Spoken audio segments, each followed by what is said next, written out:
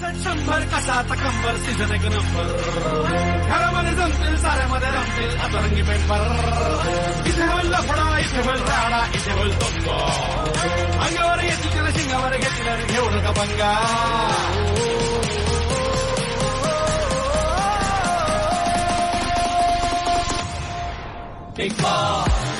दिवस 100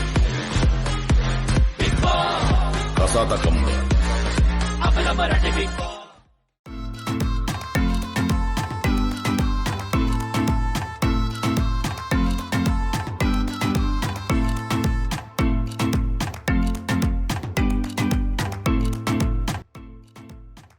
big boss Marathi म्हणजे मराठमोळ्या प्रेक्षकांसाठी मनोरंजनाची खास पर्वणी असते.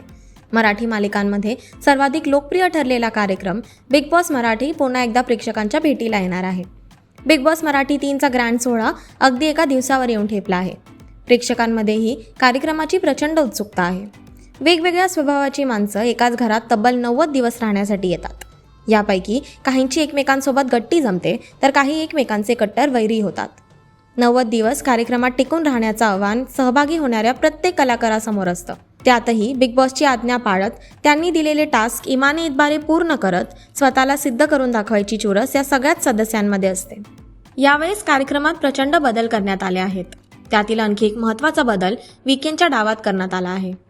बिग बॉसमध्ये आता वीकेंडचा डाव रंगणार नसून त्याच जागी बिग बॉसची चावडी भरवण्यात येणार आहे. न्यायालयांची व्यवस्था येण्यापूर्वी गावोगावी पीडितांना न्याय देण्यासाठी एक हक्काची जागा असे.